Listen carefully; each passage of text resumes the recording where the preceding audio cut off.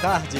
Começa agora o Cabeça de Área, o programa que discute as atividades esportivas sem se limitar aos resultados. Hoje é um programa muito especial. Nós estamos na SBPC, na Sociedade Brasileira para o Progresso da Ciência, em frente ao estande do Ministério do Esporte. E vamos saber, na matéria de Raiane Moraes, qual a relação entre ciência e esporte. Vamos conferir. A reunião da SBPC 2013 conta com diversas atividades voltadas para a construção de conhecimento. Entre as conferências realizadas durante o encontro, uma delas teve como tema a ciência no esporte.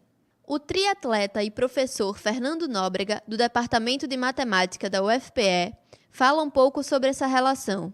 Na aula de hoje eu falei um pouco da aplicação da corrida nos esportes, né? Tem diversas aplicações, né? Desde a parte técnica, na biomecânica, novos materiais, de melhorar rendimentos, de modelos matemáticos que podem prever resultados. Então, a ciência no esporte hoje ela é ubíqua, ela está em toda parte.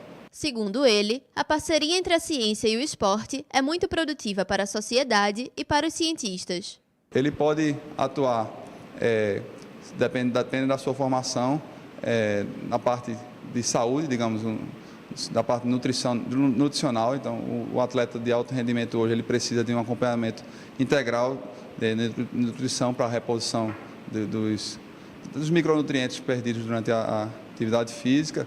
Ou o psicólogo, né, pode atuar na psicologia do esporte para melhorar o rendimento dos atletas sobre alta pressão. Pode ter atuação na produção de novos materiais, desde o vestiário, a tênis, a roupa ou equipamentos, por exemplo, no ciclismo. O benefício que os pesquisadores trazem para os atletas se desdobram na sociedade. Então, ao produzir um tênis específico para um atleta, ele acaba sendo incorporado ao mercado e aí a sociedade também recebe esse benefício. Participantes da conferência consideraram o tema relevante. É meio ambíguo assim a gente falar de como a ciência está no esporte, porque é tão evidente, né? A ciência médica, o esporte traz vários benefícios para a saúde. Eu acho que a palestra dele veio realmente trazer essa consciência da importância. Achei muito importante e atual, principalmente aqui para Pernambuco, que há uma carência muito grande no desenvolvimento científico, né?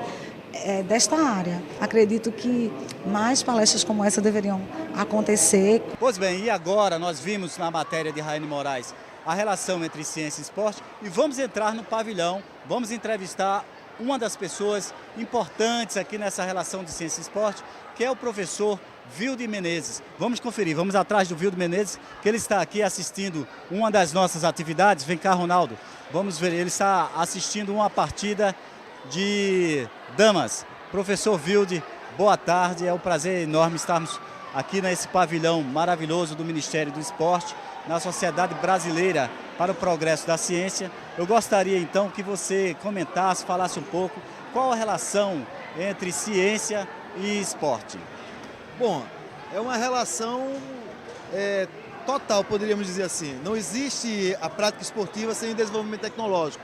Seja das próprias indumentárias, que é todo um processo para captação adequada do calor, seja os próprios implementos que têm que ser confeccionados de acordo com o biotipo de quem o pratica, seja pelo desenvolvimento de software para o acompanhamento de treinamentos e performance dos respectivos atletas, seja por uma infinidade de procedimentos voltados para a qualidade da performance e, sobretudo, a garantia de que o praticante do esporte terá, naquela prática, as melhores condições de desenvolvimento das suas possibilidades. Então, assim, eu diria que é uma relação direta, concreta, em relação à tecnologia e ciência. Pois bem, nós vimos na matéria também o professor Fernando, do Departamento de Matemática da Universidade Federal de Pernambuco, falando inclusive sobre essa questão intrínseca também dessa relação da ciência e o esporte.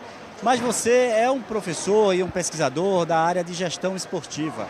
É possível nós entendermos que a gestão esportiva também é um campo da ciência importante para a compreensão do fenômeno esportivo? Com certeza, né? A gestão do esporte, ela se caracteriza por duas grandes maneiras. Primeiro, pela aplicação, a questão da prática propriamente dita, né? A coordenação, a organização, a viabilização sempre na perspectiva das metas e resultados, da melhor maneira possível. Por outro lado, não é possível, em pleno século XXI, a gente pensar qualquer tipo de gestão que não seja pautado em elementos da tecnologia, seja a partir do desenvolvimento de plataformas específicas para acompanhamento de resultados, seja para plataformas de acompanhamento dos próprios eventos e assim sucessivamente.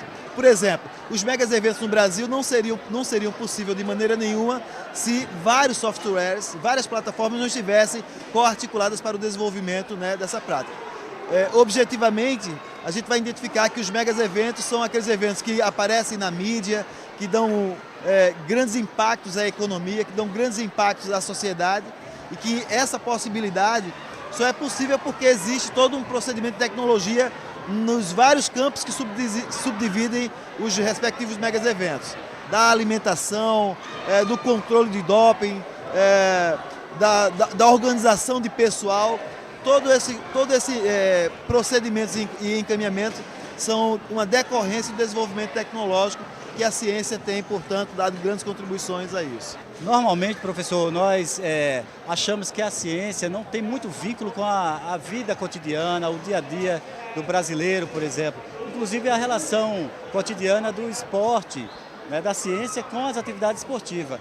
Nós estamos no pavilhão do Ministério do Esporte, quer dizer, é possível nós analisarmos que há muita ciência e muita tecnologia nesse pavilhão. Como é que você analisa esse momento que nós estamos aqui, inclusive nesse pavilhão mais ou menos de 100 metros quadrados? Primeiro eu queria parabenizar o Ministério do Esporte, né, por ter montado esse pavilhão aqui, que de fato é um pavilhão inspirador. Para onde você se volta tem experiências tecnológicas, das mais simples às mais sofisticadas, daquelas que atendem, por exemplo, ao padrão tecnológico mais avançado dos jovens que lidam com videogame, aquelas tecnologias mais avançadas relacionadas ao exercício prático da atividade esportiva. Então, nesse sentido, o Ministério do Esporte está de parabéns, né, por... Observe, esse é um pavilhão que está repleto de jovens, ou seja, a tecnologia encantando os jovens, o esporte encantando os jovens. Então, nesse sentido, nós não podemos pensar nada que existe na vida em dias atuais onde a tecnologia não possa estar presente. Nesse caso, o esporte é um espaço extremamente importante para que a tecnologia apareça das mais variadas maneiras. Seja numa simples aula de educação física na escola, em que você tem um implemento a bola, por exemplo. O desenvolvimento de uma bola, na verdade, é todo um processo de desenvolvimento tecnológico. O desenvolvimento da indumentária, como eu já falei anteriormente, do tênis que o aluno calça, é todo um desenvolvimento tecnológico. Então, nós não podemos pensar, em hipótese nenhuma, o distanciamento da ciência, tecnologia e o esporte em dias atuais, por mais simples que seja. Você está falando de ciência e tecnologia, falou sobre a questão da bola, e a Tulane Souza também está percorrendo o pavilhão do Ministério do Esporte e traz informações importantes acerca das atividades que estão acontecendo aqui neste momento. Vamos conferir com Tulane Souza. Bom, Edilson, dentro da 65ª reunião da SBPC, a gente encontra também a Expotec, feira que reúne mais de 100 expositores. Um deles é Diogo Felipe, estudante da Universidade Federal do Rio Grande do Norte. Ele é aluno de Ciência e Tecnologia. Ele tem um projeto que se chama URA, um robô por aluno. Diogo, me explica, o que este robô faz para os alunos? A robótica ela pode ser usada como ferramenta para auxiliar no processo do ensino das crianças. Eu posso utilizar o robô de uma forma lúdica, interativa e inovadora para ensinar os conteúdos normais das ementas das disciplinas. Por exemplo, eu posso criar um robô explorador que ande pelo mapa do Brasil, pelas capitais, e aí eu estaria ensinando a criança geografia. Em matemática, eu posso criar um robô que desenha as formas geométricas. Assim, o aluno ele se interage, ele se empolga vendo a robótica. E com relação aos esportes, o que o robô consegue ensinar? Olha, dá para ensinar educação física, os esportes mais comuns, futebol, basquete. Nesse caso aqui, a gente está fazendo futebol de robôs. A gente faz 2 robôs e as crianças elas controlam esses robôs. E aí dá para ensinar conceitos fundamentais sobre esses esportes, como impedimento, passe, lateral. A criança jogando com o robô e se divertindo, acaba aprendendo os conceitos desses esportes. Muito obrigada. Edilson, é com você. Então, nós vimos na matéria de Tulane Souza algumas atividades esportivas que acontecem aqui no pavilhão, inclusive uma atividade de robô. Na verdade, professor, nós vimos agora na matéria uma tecnologia bastante interessante, que é a construção de um robô jogando futebol, uma espécie aí uma tecnologia voltada aí talvez para as questões relacionadas ao desenvolvimento inovador, tecnológico inovador, de um robô jogando futebol. Isso também é importante para a aproximação da ciência e a tecnologia de uma forma inovadora e também de ponta? Com certeza, Edilson. Na verdade, são experimentos bastante interessantes, né, que inspiram, na verdade, os pesquisadores da educação física. Muitas vezes um experimento como esse, que vem da física, vem da química, vem da matemática, nos inspira a montar tecnologias, a desenvolver tecnologias voltadas para o desenvolvimento da performance. Por exemplo, a cinetoprometria, por exemplo, trabalha muito fortemente com essa questão, né? Por exemplo, a correção do movimento, a melhor técnica para desenvolver determinado tipo de movimento. Então são aspectos que muitas vezes são desenvolvidos fora da educação física, mas que a educação física consegue fazer um diálogo bastante significativo e aprofundar, né, dialogando com os respectivos interesses da área, né, especialmente da área de esporte. Inclusive nós estamos aqui ao lado com a atividade de damas. É um pouco do que você está falando, né? Dessa relação intrínseca da educação física e outras relações importantes, né, que estão circunscritas não só a educação física, mas outras áreas de conhecimento. Então, isso aqui seria considerado atividade esportiva também, na sua perspectiva? Como analisar essa atividade de damas como atividade esportiva? Não, certamente que é uma atividade esportiva, né? Ou seja, tem dois competidores, eles estão utilizando uma determinada regra, né? A regra é universal, vale para todos eles, e aí a gente observa claramente que há sim uma relação esportiva. É aquele que a gente chama de esporte tabuleiro, né? O esporte de mesa. Né? Mas também é um raciocínio, quer dizer, utiliza não só o raciocínio, a memória, mas algumas questões técnicas importantes para o desenvolvimento aí do intelecto, né? De algum modo, isso também é considerado esporte, na sua perspectiva? Não, claro, os jogadores estão aí desenhando as suas estratégias, suas táticas, né? E essa relação é estabelecida em função de um acúmulo anterior que foi produzido através de treinos. Então, nesse momento, os competidores estão colocando em prática aquilo que eles têm acumulado ao longo da sua relação com esse esporte. Pois bem. Obrigado, professor Vilde Menezes, coordenador do curso de Educação Física da Universidade Federal de Pernambuco. Nós agradecemos a sua participação aqui nesse primeiro bloco. Depois, no segundo bloco, nós vamos convidar o professor Marcelo Almeida para trabalhar um pouco aqui esse referencial teórico, de alguma forma, aqui nesse pavilhão do esporte do Ministério do Esporte. Muito obrigado. E você pode participar também do Cabeça de Área, mandando sua sugestão ou crítica para o e-mail cabeçadearea@ufpe.br. cabeçadearea@ufpe.br. Vamos a um breve intervalo, daqui a pouco estaremos de volta.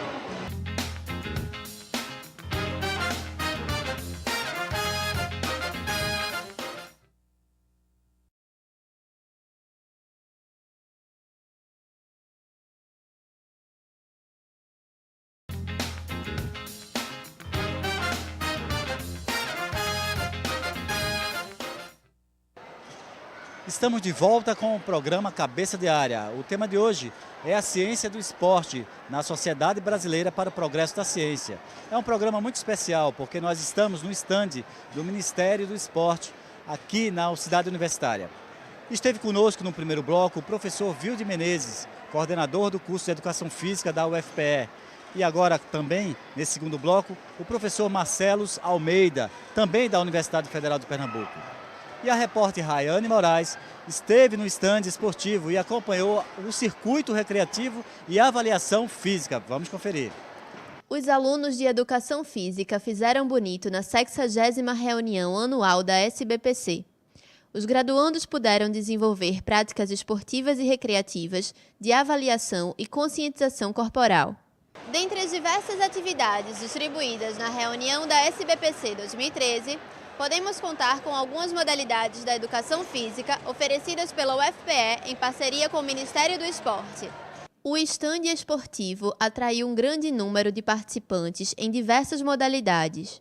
Tem muitos esportes que usam da brincadeira, usam da parte lúdica para poder ensinar e para poder passar alguma coisa para alguém.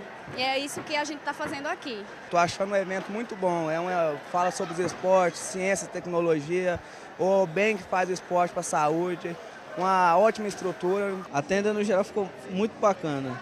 Além do circuito recreativo, os visitantes puderam participar de uma avaliação física e passar por um trabalho de conscientização corporal. Ela chega, faz uma fichinha no balcão e é onde a gente vai fazer todo o acompanhamento através dos circuitos, onde a gente faz as avaliações de flexibilidade, dinamometria, que é a pressão manual, composição corporal, percentual de gordura, e ele tem toda a consciência do seu corpo aqui depois da avaliação física. A orientação ela é relativa, pois cada indivíduo tem as suas especificidades.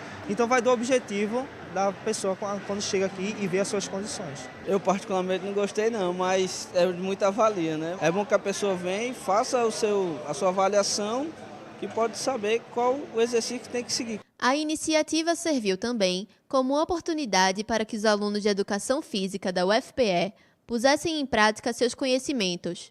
A gente procurou associar as pessoas que estavam na metade do curso e que possuíam já algum perfil em relação a cada circuito que eles estão aqui. Como eu sou estudante de Educação Física, está contribuindo mais para eu estar dentro do lazer, para ter uma visão mais lúdica dos esportes, interagir com todo mundo e está sendo ótimo para mim, a experiência é muito boa. Boa tarde, Marcelo. Boa tarde a todos do Cabeça de Área. Nós vimos na matéria, Marcelo, a relação aí da atividade física, mas sobretudo a avaliação física. Não é? Aqui no pavilhão nós tivemos avaliação física, avaliação antropométrica. Qual a importância dessas avaliações para as atividades esportivas?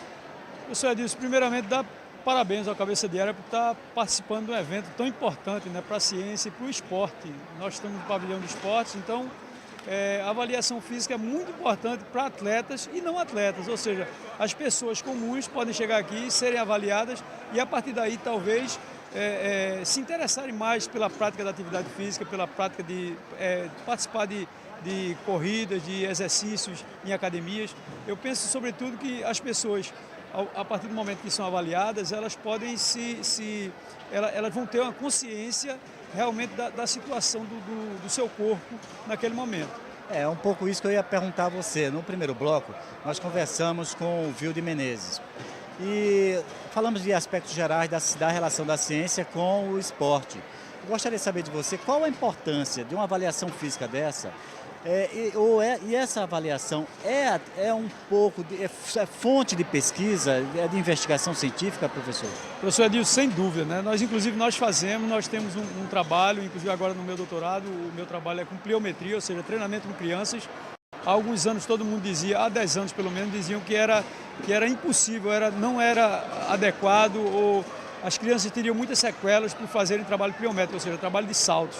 E muitos estudos hoje mostram que não, é exatamente pelo contrário. Então, nós precisamos aliar essas duas áreas, sem dúvida nenhuma. A ciência tem evoluído bastante nos últimos anos, mas o esporte também. Então, eu penso que o esporte vai sempre pegando carona na ciência, nessa evolução de meios, de métodos, de investigação, de pesquisa. Por exemplo, os marcadores sanguíneos que nós temos hoje, o futebol usa demais, os chips que os jogadores treinam e jogam. Então, a gente começa a acompanhar e começa realmente a trazer o atleta para o laboratório e levar esse laboratório para o atleta. Ou seja, a universidade ela está hoje, mais do que nunca, inserida no treinamento esportivo de alto rendimento. Uma das passagens que eu fiz na sala da avaliação, eu vi um equipamento medindo a gordura, um outro equipamento que trata da flexibilidade. Banco de Wells, né, que mede, exatamente. Então, esses elementos também são importantes. Você que é técnico de futebol, treinador durante muito tempo, esses elementos também entram quando você vai montar uma equipe de futebol? Sem sombra de dúvida, né? A flexibilidade é muito importante, a flexibilidade de um jogador, de um atleta, de qualquer atleta, inclusive de pessoas sedentárias, porque isso também vai mostrar a qualidade de vida dele. Veja bem, se uma pessoa ela tem encurtamento dos isquiotibiais, ou seja, da parte posterior da coxa ou da lombar, ele não pode apanhar um objeto, por acaso, no chão, que caiu. Enfim, então são coisas que vão limitando as pessoas e é importante, por exemplo, a partir do momento que você sabe que você tem uma boa flexibilidade ou se não tem, que você procure profissionais, professores de educação física, né, pessoas competentes que vão te orientar para que você adquira essa melhor amplitude de movimentos, porque vai te ajudar no dia a dia. Agora nós vimos num pavilhão como esse do Ministério do Esporte, tem várias atividades esportivas aqui, damas, inclusive nós vimos no primeiro bloco. Agora eu gostaria de saber de você, numa academia comum, uma academia de bairro, nós encontramos equipamentos dessa natureza, especialmente da medida e avaliação corporal, nós encontramos com facilidade, professor? E se não encontrarmos, qual seria a principal iniciativa de quem quer praticar atividade física? Olha, veja bem, eu penso que um ponto positivo do governo são essas academias do bairro. Eu penso que isso é muito interessante para a população, principalmente para a população que não pode pagar uma academia, ir para uma academia e pagar uma mensalidade.